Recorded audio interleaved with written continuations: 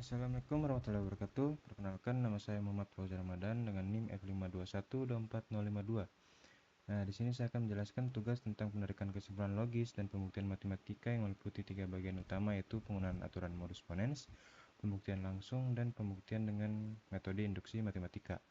Oke, pada soal pertama, di sini kita diberikan dua premis yang di sini premis pertama, jika saya belajar sebagai P, maka saya lulus ujian sebagai Q. Premis keduanya, saya belajar. Dari dua premis ini kita diminta menentukan kesimpulan logis dengan menggunakan aturan modus ponens. Dalam logika, modus ponens adalah salah satu aturan inferensi dasar yang dapat dibaca sebagai seperti jika P maka Q. Nah, jika kita terapkan kepada soal ini, premis pertama tadi, jika saya belajar maka saya lulus ujian. Premis kedua menyatakan saya belajar. Karena pernyataan saya belajar benar, maka berdasarkan aturan modus ponens, kita dapat menyimpulkan bahwa saya lulus ujian. Jadi, kesimpulan logisnya dari dua premis tersebut adalah saya lulus ujian. Dengan kata lain, aturan modus ponens membuktikan hubungan sebab akibat antara belajar dan kelulusan secara logis dan valid.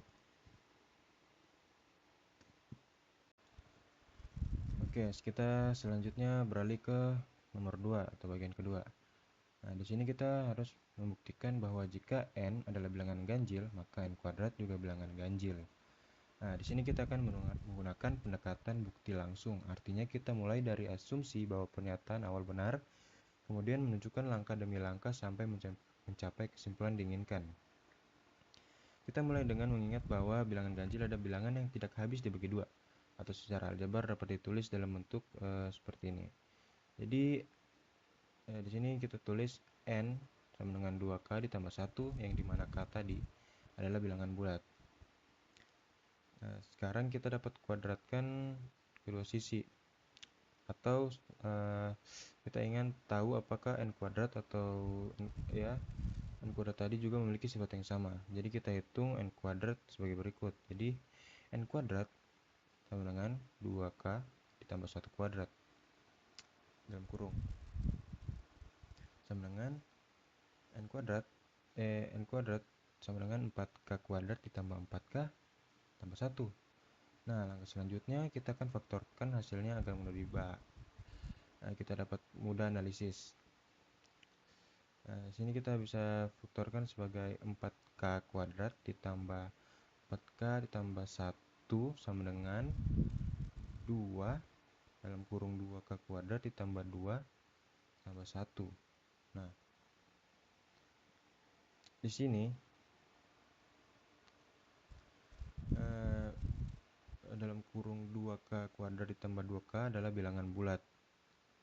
Karena k adalah bilangan bulat dan operasi perkalian serta perjumlahan antara bilangan bulat, hasilnya juga bilangan bulat. Maka hasil akhirnya akan berbentuk 2m tambah 1. Dengan m adalah bilangan bulat. Dan bentuk 2m tambah 1 ini adalah bentuk umum dari bilangan ganjil. Jadi terbukti secara langsung bahwa jika n ganjil, maka n kuadrat juga ganjil. Dengan kata lain, sifat ganjil tetap terjaga walaupun dikalikan dengan dirinya sendiri.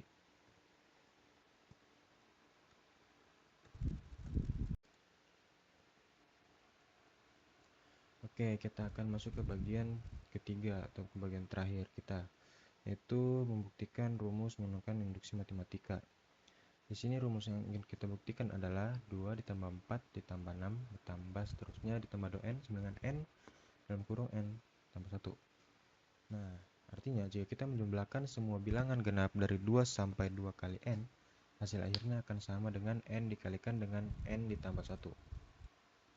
Nah, di sini kita akan memakai 3 langkah. Langkah pertama ada basis induksi.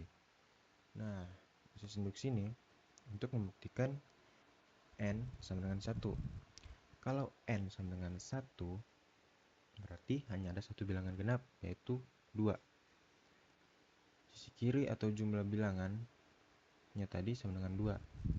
Sisi kanan pakai rumus yaitu n dalam kurung n ditambah 1 sama dengan 2. Itu bisa ditulis seperti ini, 1 dikali dalam kurung 1 ditambah 1 hasilnya 2. Jadi benar untuk n itu sama dengan 1.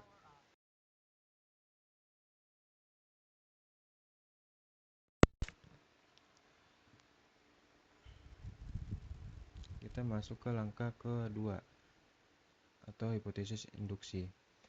Sekarang kita anggap rumus ini benar untuk suatu bilangan n tertentu, misalnya n sama dengan k.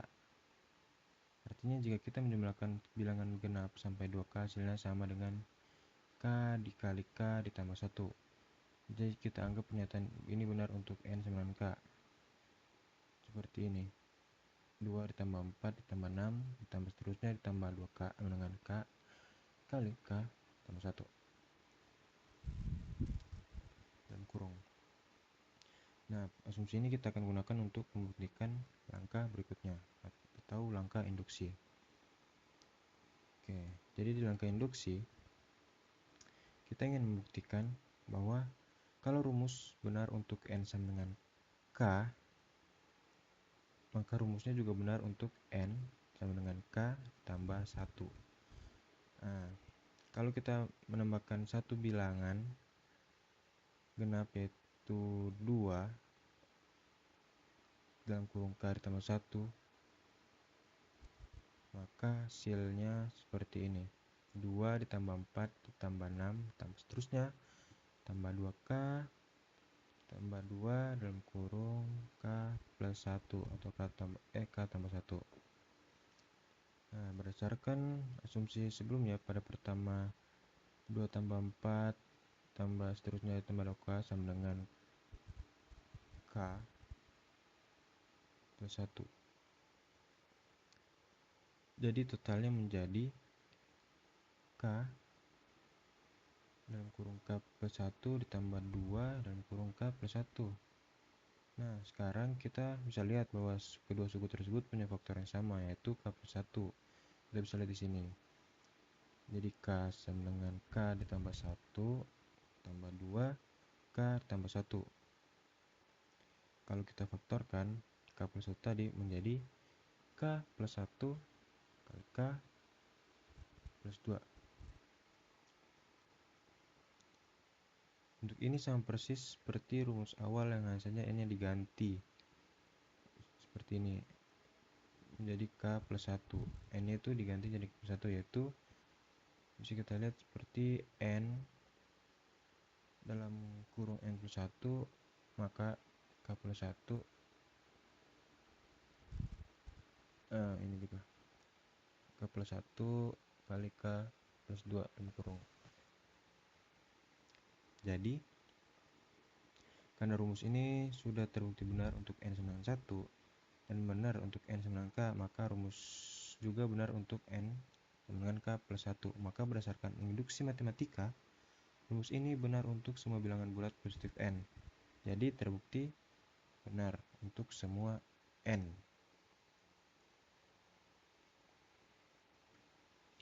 Jadi itu saja dari saya. Mohon maaf jika ada kesalahan. Assalamualaikum warahmatullahi wabarakatuh.